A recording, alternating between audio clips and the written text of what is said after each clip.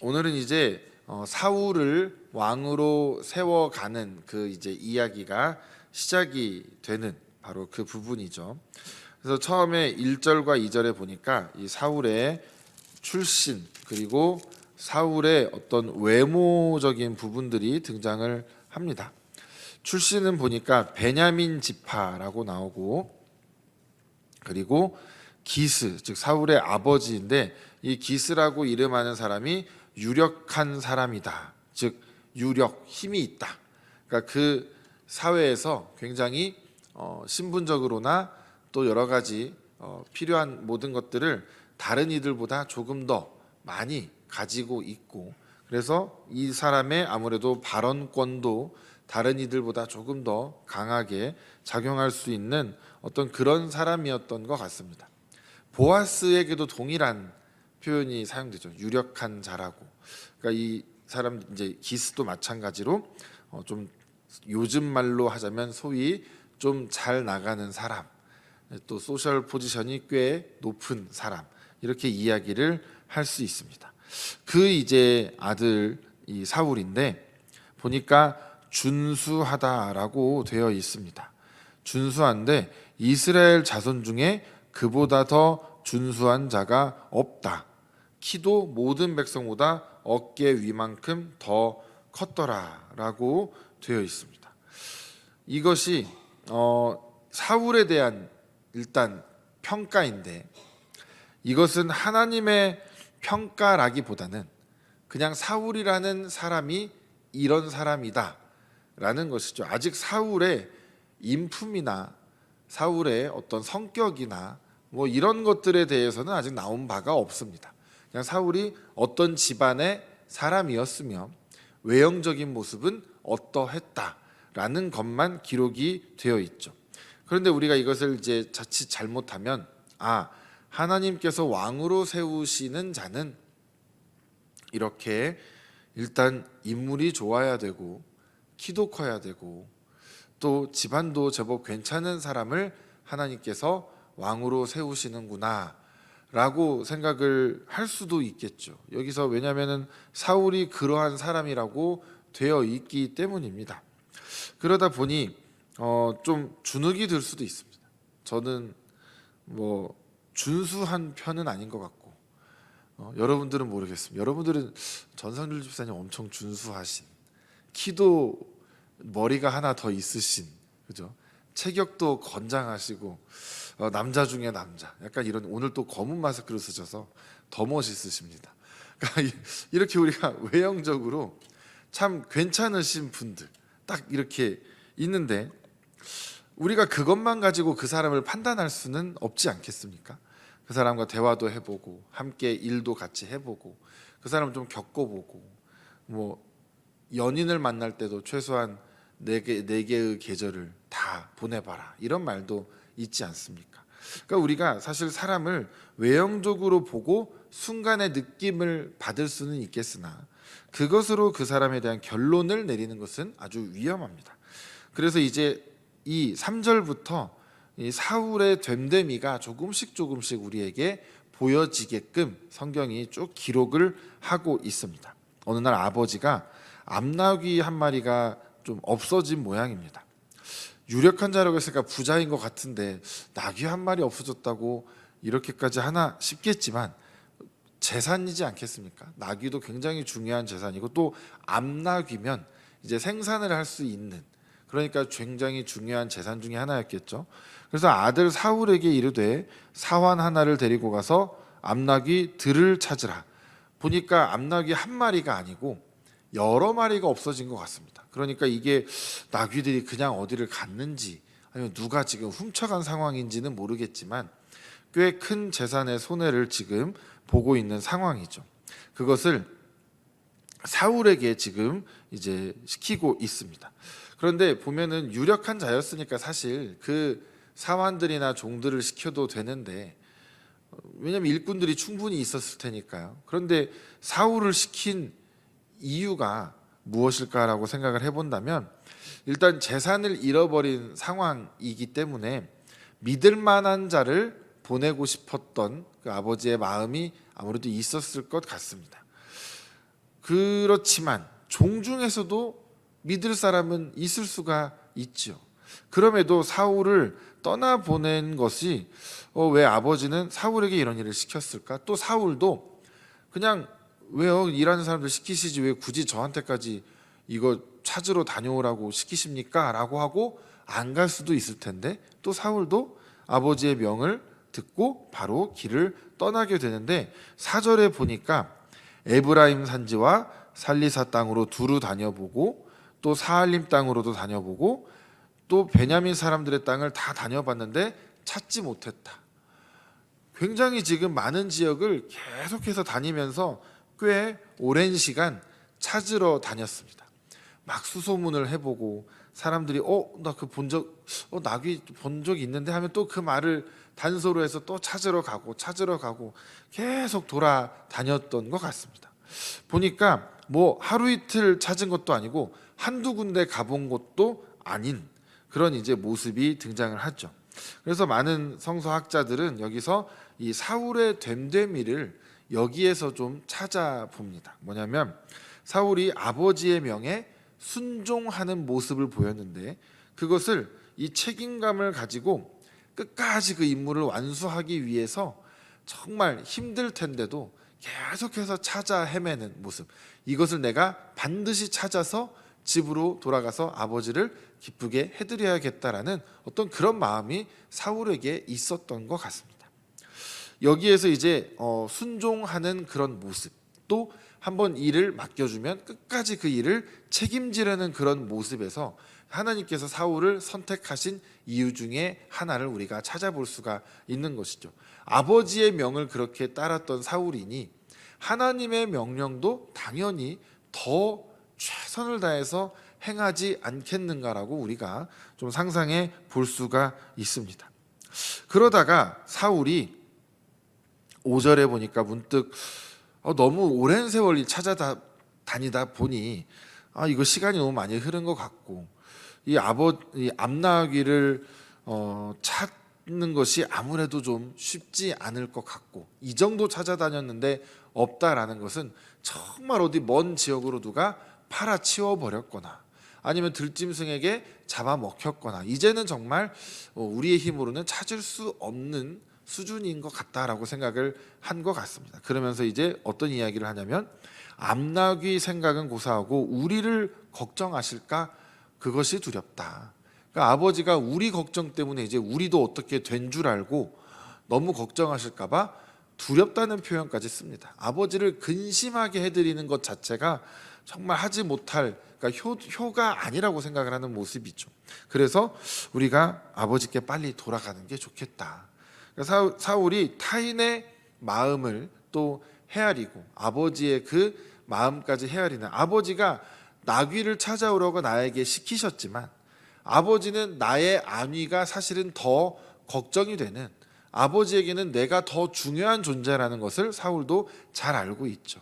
그러니까 이 일을 내가 완수하지 못했으니까 난 집에 돌아갈 수 없어. 만약에 이렇게 생각을 했다라면 그것은 아버지에게 성과주의로서 아버지의 마음에 들어야 하는 자식의 마음인 거고 사울은 아버지가 나귀가 중요하긴 하지만 내가 나의 그 안위가 더 걱정이 될 것이다라는 생각이 미쳤다라는 것은 아버지에게 정말 좋은 아들이다라는 것을 우리가 여기서 엿볼 수가 있습니다. 사울이 그렇게 이제 돌아가려고 하는데 여기서 그 사울의 종이 사환이 그런 말을 합니다. 이 성읍에 마침 그 성읍에 하나님의 사람이 한 명 있는데 엄청 존경을 받는 사람이다. 그가 말한 것은 다 그대로 되더이다. 이것을 소문을 지금 사환이 들은 것이죠. 그래서 거기로 가자고 이제 사울에게 제안을 합니다. 근데 사울이 뭐라고 답을 하냐면 7절에 우리가 가더라도 그분께 드릴 것이 없다. 우리가 먹을 것도 다 떨어진 상황인데 우리가 어떻게 하나님의 사람에게 아무 예물을 가지고 가지 않을 수가 있겠냐. 이렇게 이제 사울이 이야기를 합니다. 그런데 마침 그 사환이 자신에게 조금 이제 그 드릴 것이 있다라고 대답을 하니까 그럼 좋다. 너의 말대로 하고 가자. 라고 해서 그 하나님의 사람을 이제 찾아서 또 길을 떠나게 됩니다. 여기서 이제 또 사울의 또 한 가지 성품을 볼 수가 있죠. 뭐냐면 사울이 이제 사환에게 말을 하지 않습니까? 우리 아버지 걱정하시니까 돌아가는 게 좋겠다. 그런데 사환이 한 가지만 우리가 더 해보고 갑시다 라고 했을 때 사울은 자신의 종이지만 그의 의견에 경청할 줄 아는 그런 태도가 사울에게 있었다라는 것이죠. 사울이 그 사울의 말을 듣고 그런데 보니까 우리가 이런 이유로 되지 않을 것 같다 했더니 사환이 또 제시하니까 그래? 그러면 우리가 그렇게 하자라고 사환의 그런 이제 제안을 받아들입니다. 거기에 또 하나 더 보태서 하나님의 사람에게 갈 때 빈손으로 가지 않아야 한다라는 그 사울의 모습이 또 등장을 합니다.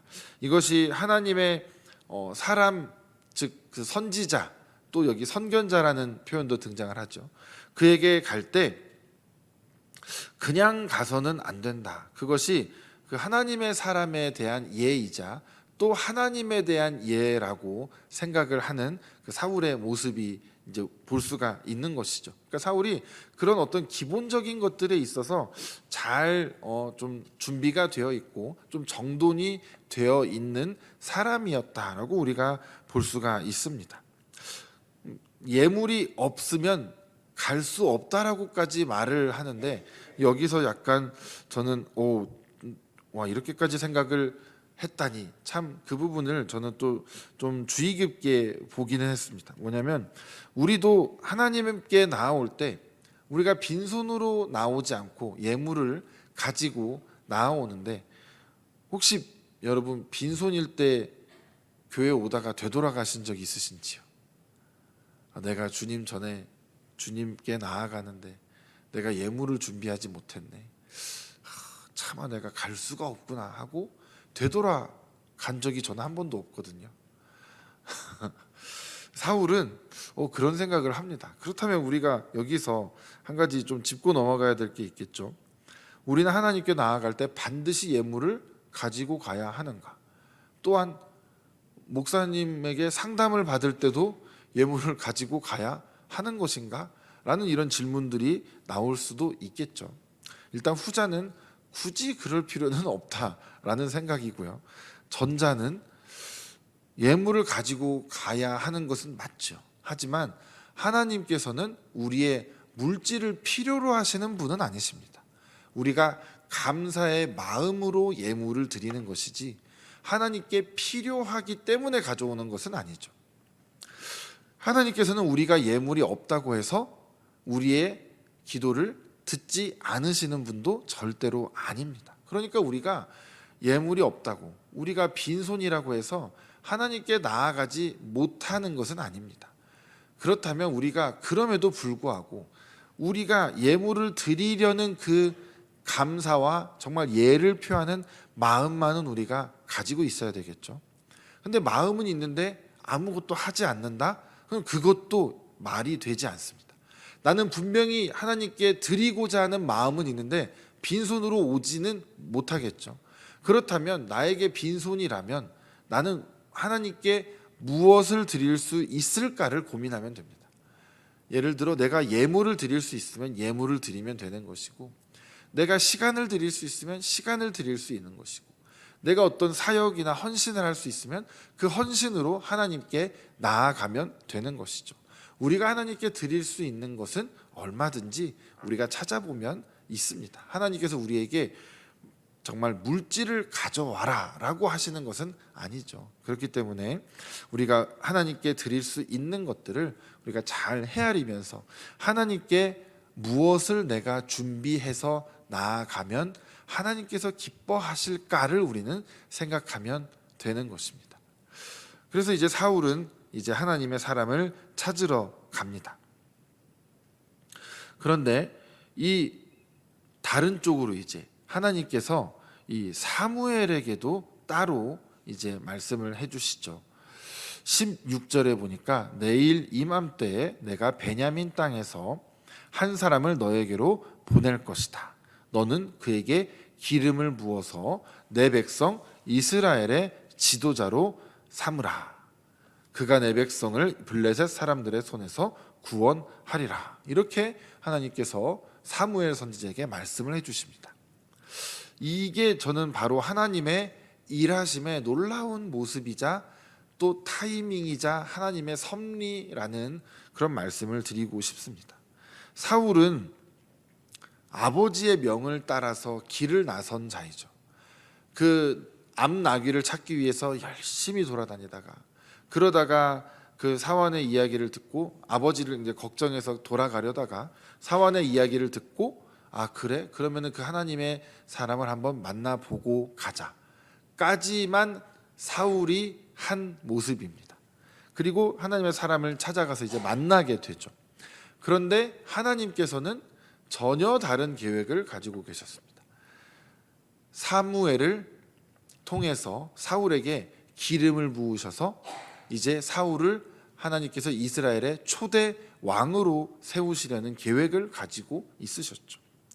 그렇다면 하나님께서 처음부터 사울에게 내가 너를 이스라엘의 왕으로 세우려고 한다. 너는 어디로 가서 나의 그 선지자 사무엘을 만나서 그의 기름 부음을 받고 그에게 나의 말씀을 들어라. 라고 하나님께서 만약에 사울에게 말씀하셨으면 사울이 갔을까요? 안 갔을까요? 우리는 알 수는 없죠. 우리는 알 수는 없습니다. 그런데 많은 그 하나님의 사람들의 그 이야기를 보면 대표적으로 모세부터 해서 참 많은 사람들이 자신은 그럴 수 없습니다라고 이 버티는 모습들이 꽤 많이 등장을 합니다. 그래서 하나님 저는 저는 이런 자입니다. 저는 연약합니다. 저는 어떻습니다. 그런 얘기들을 많이들 하죠. 사울도 이제 다음 주에 10장에서 등장을 하겠지만 사울이 나중에 제비 뽑아서 이제 왕을 삼으려고 할 때 숨습니다. 그러니까 본인은 그걸 할 제목이 아니다라고 생각을 하는 것이죠. 그러니까 사울을 만약에 하나님께서 직접 네가 어디로 가서 왕으로 세움을 받아야 한다라고 만약에 하셨으면 사울은 어쩌면 요나와 같이 도망갔을지도 모릅니다. 도망간 이유는 요나와는 좀 다르지만 어쨌든 도망가거나 숨거나 어떻게 그렇게 했을 수도 있다라는 것이죠. 사울은 이 사무엘 선지자를 만나서 하는 대화를 보면 사울이 어떤 자인지 조금 알 수가 있습니다. 그 사울이 사무엘에게 말을 하는 부분에서 보면 그 자신은 되게 그 작은 자다라는 그런 마음을 가지고 있습니다. 그것이 겸손한 것인지 아니면 자존감이 요즘 말로 낮은 것인지라는 어떤 쪽인지는 우리가 정확하게 알 수는 없지만 어쨌든 사울은 그렇게 지금 이야기를 하고 있는 것이죠. 그러니까 그런 모습들을 볼 때 사울은 스스로를 이제 미약한 자로 표현을 하는 것에 있어서 하나님께서는 이 사울이 자연스럽게 사무엘을 만나도록 그 만남의 그 여정을 하나님께서 굉장히 치밀하게 준비를 하셨던 것을 우리가 볼 수 있습니다. 사울이 여러 군데를 암나귀들을 찾기 위해서 돌아다니지 않았습니까? 여러 곳을 다니고 베냐민 지방 다 찾아다니고 막 이렇게 했는데 못 찾았습니다. 그렇게 하다가 이제 결국 사무엘에 가게 되는 것이죠. 저는 여기서 하나님께서 우리와 함께 동행하시고 우리를 통해서 일하시는 것도 이와 비슷하다라는 생각을 이와 똑같다라는 생각을 합니다. 우리가 하나님을 통해서 하나님께서 우리를 이끌어 가시고 우리를 또 이제 가르쳐서 우리를 성숙하게 우리를 그 믿음의 길로 이끌어 가시는 가운데 우리는 내일을 알 수 없잖아요. 한치 앞을 우리는 내다볼 수 없기 때문에 우리는 현실 속에서 우리가 맞닥뜨린 그 일들을 가지고 계속해서 이렇게도 해보고 저렇게도 해보고 이 일도 해보고 또 기도하고 하면서 우리는 막 하루하루를 살아갑니다. 막 겨우 살아낼 때도 있고 때로는 기쁨으로 우리가 막 신바람 나서 살아갈 때도 있고 다양한 모습들이 우리 안에 있는데 우리가 정말 이해할 수 없을 때도 있죠. 하나님이 왜 지금 나에게 이런 것을 보게 하시고, 왜 이런 일을 겪게 하시고, 왜 이런 곳에 나를 보내셨을까라는 생각들을 우리가 가질 때도 있습니다. 우리는 전혀 알 수가 없는데 나중에 거기에서 혹은 누군가와 이런 일들을 우리가 하다가 지나고 보니, 혹은 어느 순간이 되니 하나님이 이래서 나를 여기에 보내셨구나. 하나님이 그래서 이 사람을 만나게 하셨구나. 하나님이 이래서 나에게 그동안 그런 일들을 경험하게 하셨고 보게 하셨구나 라는 것을 우리가 깨닫는 때가 분명히 온다라는 것입니다. 그 일들을 깨달을 때, 그 일들을 경험할 때, 어떤 일들을 우리가 겪을 때, 그런데 그때 만약에 사울이 아버지의 말에도 순종하지도 않고 여러 가지 사울의 사환의 말에도 귀 기울이지도 않고, 사울이 정말 망나니와 같은 삶을 살았거나 정말 엉뚱한 삶을 살아왔다라면 이 길 가운데 전혀 가지 못했겠죠. 물론 하나님께서 애초에 택하지 않으셨을 수도 있겠지만, 우리도 하나님께서 우리를 택하셔서 어떤 길로 우리를 가게 하실 때 우리가 알 수 없고 힘들고 괴롭다고 해서 그것을 그냥 무조건 내팽개치거나 우리가 그것을 거부하거나 우리가 그것을 우리에게 필요 없는 것이라고 여기게 될 때 우리는 무엇을 경험하게 될까요? 경험을 하는 것이 아니라 아무것도 경험하지 못하게 되는 거죠. 하나님께서 나를 통해 하실 일들을 예비하셨는데 또 다른 이들을 위해서 나를 준비시키기도 하시고, 나를 위해서 다른 일을 시키기도 하시고, 이런 일들을 하나님께서 하셨는데 결국 나는 그 사람의 도움을 받지 못하고 끝나고, 나도 누군가에게 도움을 주지 못하고 끝나고, 하나님께서 나를 통해서 하실 많은 일들 가운데 우리가 불순종함으로, 우리가 불평불만으로 순종하지 않음으로 인해서 그 일이 우리가 전혀 어떻게 되는지 바라보지 못하고 그냥 끝난 일도 있을 수 있다는 것이죠. 혹은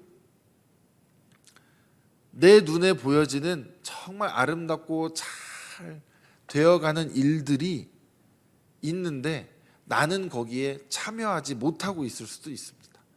사실 내가 그때 하나님 말씀에 순종하고 내가 잘 훈련받고 잘 이렇게 해왔으면 저기에 내가 가서 내가 저 사역을 참 열심히 기쁘게 하고 있을 텐데, 그거 내가 옛날에 왜 그거 거절했을까? 내가 왜 그거 못한다고 했을까? 내가 볼 때는 엉뚱한 사람이 그 일을 하면서 정말 하나님의 복을 누리고 있는 것을 보게 될 수도 있습니다. 그럼 그게 엉뚱한 사람이라고 나는 생각하겠지만, 하나님께서 보실 때는 하나님이 쓰시고자 하시는 사람이 그 자리에 왔을 뿐입니다. 처음은 나를 쓰시고자 하셨을 수도 있지만 내가 거기에 불순종하면 하나님은 끝까지 나를 어떻게든 쓰실 수도 있지만 하나님께서는 다른 사람을 데려다 쓰실 수도 있는 분이십니다. 그러니 우리가 언제 어디서 어떻게 우리가 하나님께 쓰임 받을지 모른다. 그렇기 때문에 우리가 매 순간 하나님의 말씀에 순종하며 충실하게 살아가야 하는 것입니다. 누군가는 이렇게 말할 수 있습니다. 특히 요즘 시대 같으면 더더욱 그렇습니다. 저는 그냥 쓰임 받지 않고 적당히 어느 정도만 편안하게 신앙생활하면서 살고 싶은 걸요. 그게 가장 위험한 생각인 거를 본인만 모릅니다.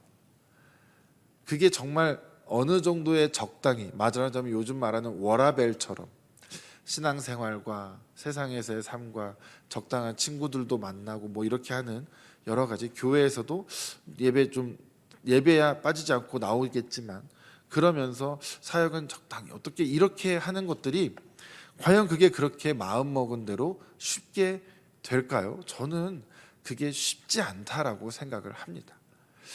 힘들지만 우리가 사역을 하고 사역을 또 해나가고 하는 그 과정들이 때로는 그 사역이 나를 지켜줄 때가 있습니다.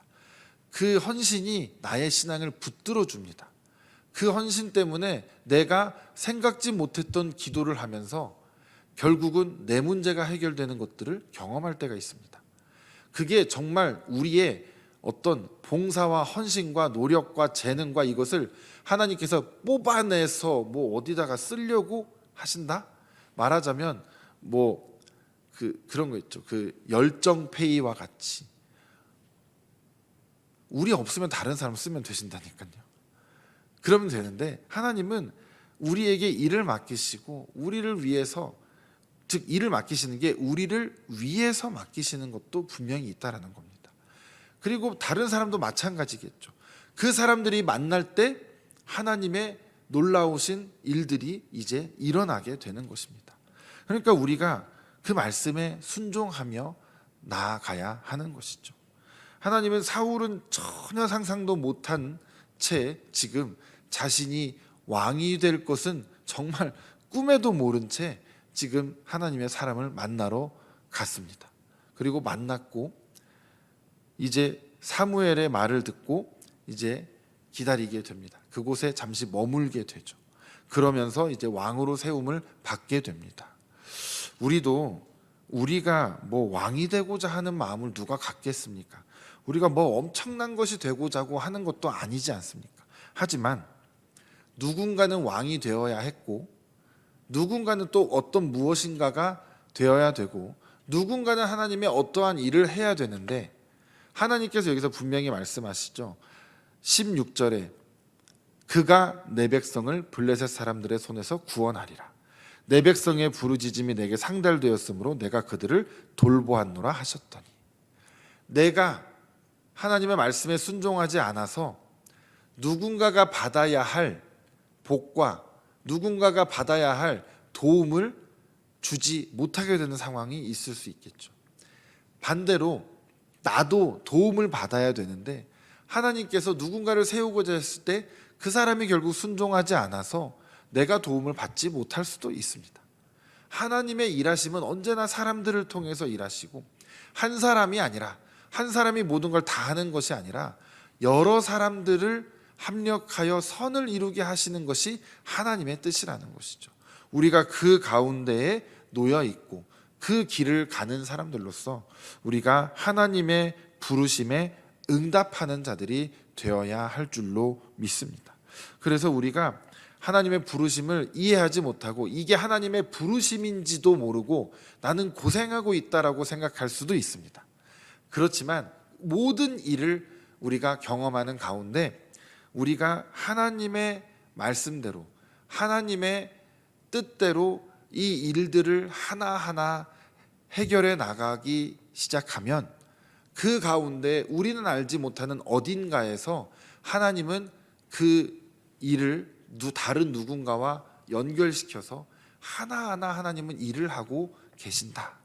나는 모르지만 내가 한 어떤 작은 일이 다른 곳에서는 누군가에게 굉장히 값진 일로서 이미 하나님께서는 쓰고 계실 수 있구나. 우리가 이런 하나님의 섭리를 눈에 보이진 않지만 우리가 조금이라도 상상해 보면서 나는 지금 굉장히 미약한 일을 하고 있을 수 있지만 내가 하나님께 순종하는 마음으로 그 일을 행할 때 하나님께서는 놀라운 하나님의 나라를 이루어 가시겠구나.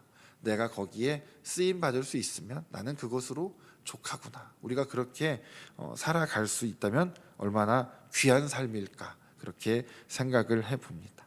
우리가 오늘 말씀을 통하여서 하나님의 섭리 가운데 있는 우리가 그 하나님의 한 일꾼으로서 귀하게 쓰임받게 될 때를 우리가 미리 준비하며 그것이 나에게 부르심으로 임하지 않더라도 나의 삶 자체가 이미 하나님의 부르심 가운데 잡혀 있는, 그 안에 들어가 있는 자이기 때문에 우리가 그렇게 살아갈 수 있기를 주님의 이름으로 간절히 축복을 드립니다.